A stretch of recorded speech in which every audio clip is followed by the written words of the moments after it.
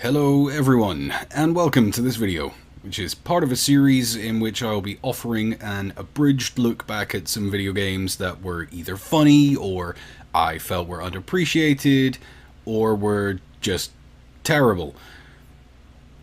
I wanted to start with a game I feel epitomizes the kind of thing that I'm going for with this series by going over a weird and admittedly kind of shite, but in a charming way, game that I only ever really found one other player of, and that is because we played my copy together. Square Enix, formerly Squaresoft, are known for their overly elaborate fantasy RPGs, but have always had a tendency to, from time to time, step outside of their mold and try something a bit different. And you know how it is with things that are unexpected and different. Sometimes you get, oh, I never would have thought of putting jam on a cheese sandwich, it's kind of good. And sometimes you get, oh, I never would have thought of putting piss on a shit sandwich. Looking at you. Personally, I found The Bouncer to be a surprisingly entertaining jam and cheese sandwich, mixing goofy, ragdoll, heavy beat-em-up action with light RPG elements, befitting its publisher's notable pedigree and with a healthy dose of waffling anime stupidity to keep the expression on your face perpetually somewhere between a confused smirk and physically cringing yourself inside out. So what is it about? Well, let me run you through this bad boy real fast. Spoiler warning, this is going to get fucking stupid. Three bouncers work at a bar called Dog Street. Sion, who looks like Squall turned up to a Halloween party dressed as Sora from Kingdom Hearts. Volt, who looks like Zell turned up to a Halloween party dressed as Triple H. And Ko, who looks like the guy who wasn't invited to the Halloween party but is there anyway and can probably sort you out with some edibles. Dominique Cross is another employee at Dog Street Bar who, as she turns out for work, gets fucking taxed by a squad of Mikado Energy Company, not Shinra, tactical ninjas who think they're the Kool-Aid Man. Having been given a bit of a kicking, the bouncers completely abandon their paid work to make chase.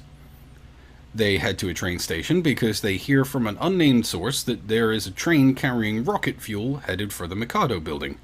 They punch several men for asking them a legitimate question and board their ride. And take the time to point out that they can't use guns as the train is carrying rocket fuel, which also perfectly explains why nobody else uses a gun at any time in the entire rest of the game.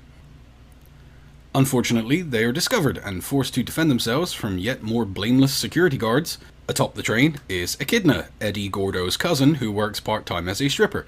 Thankfully, our heroes punch her until she falls down and then decouple the rear carriages when the train gets shot up by an assault aircraft, because remember, no guns, rocket fuel.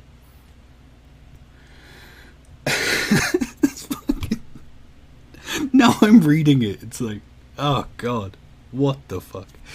After a death-defying escape from the exploding train, our team leap dangerously onto an airborne vehicle and kidnap its pilot, who, unsurprisingly, fucking does one at his first opportunity.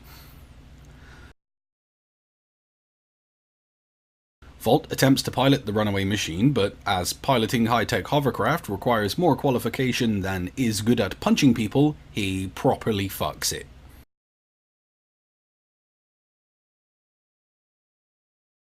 The squad takes a midnight stroll through the woods. Little did they know these woods are full of angry robot dogs and more tactical ninjas.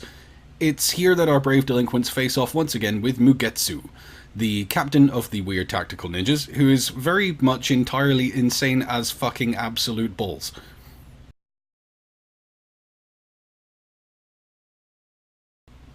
After punching him until he falls down and kicking fuck out of all of his dogs, the trio head into the central dome where Dominique awaits. Unfortunately, Dorogon C. Mikado is also here with his black-haired companion and has no intention of letting Sion and company take off with Dominique. He punches an old man to death, whinges about his childhood, and then throws the boys into a hole because he's a dickhead. Having been split up, the lads have to punch a lot of blokes and some robots until they reconvene at the CEO's office, Sion having learned along the way that the black-haired woman can turn into a panther and is actually his childhood friend Kade, who he thought died in an industrial accident but was actually abducted by the Mikado group for no adequately explained reason. The band gets back together to fight Mugetsu for a second time, and Sion succeeds in scarpering with Dominique while the other two create a distraction.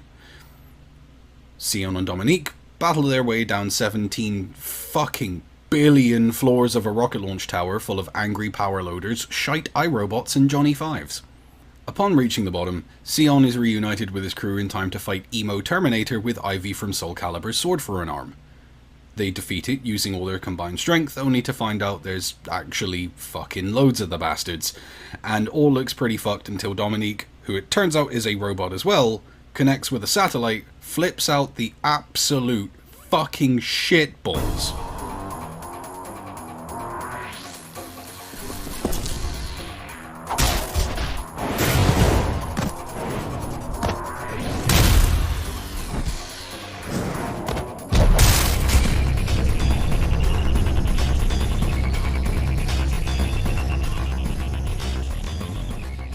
However, Mugetsu turns up and kidnaps Dominique again, transporting her to the shuttle Gallios, where Doragon plans to take her to space because she's the control unit for his massive bloody laser cannon.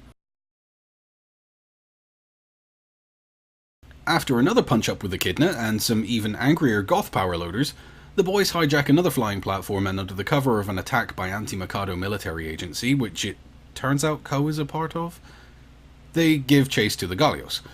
However, Mugetsu has reached peak mental ninja Howard Hughes, and jumps aboard to throw down with the lads, who boot him off the side and into the path of the Gallios' jets, toasting him like a Christmas fucking walnut.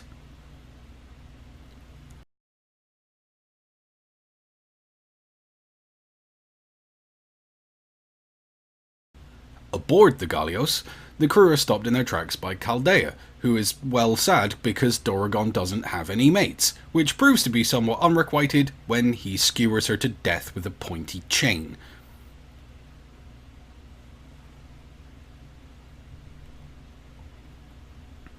Charging into the control room of the shuttle, the boys square up for a final battle with Doragon. After a decent kicking, Doragon throws his jacket off, which, we're all aware, doubles his kayfabe power level, and risks it all in his one last fight, which he loses by getting punched so much he spits up liquid intestine. However, the shuttle is now on a collision course with the satellite, and the crew discover through Dominique that the back of the shuttle can detach and land them safely back on Earth.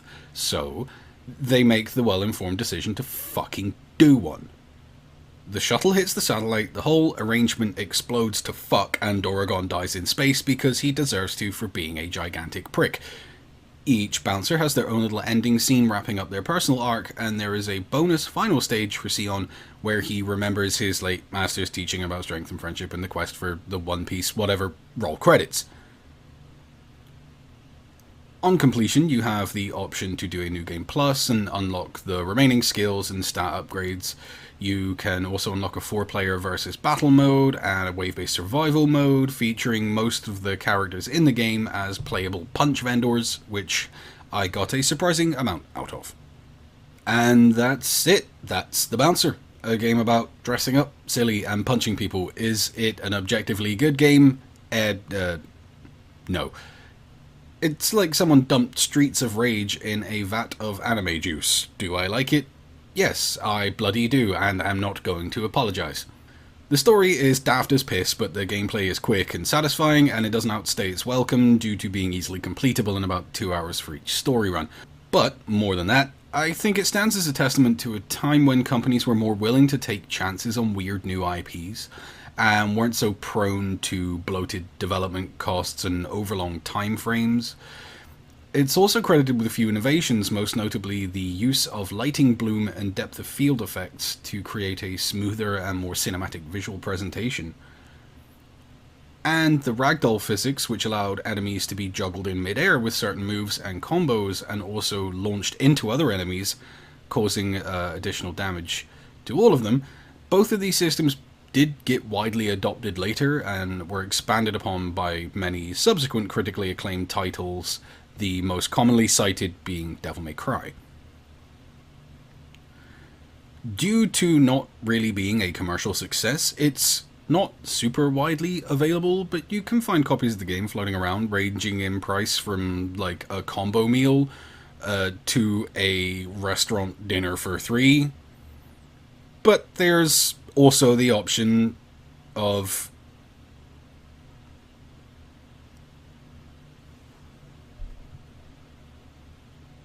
that is an emu. The emu is here for no reason. This is the end of the video.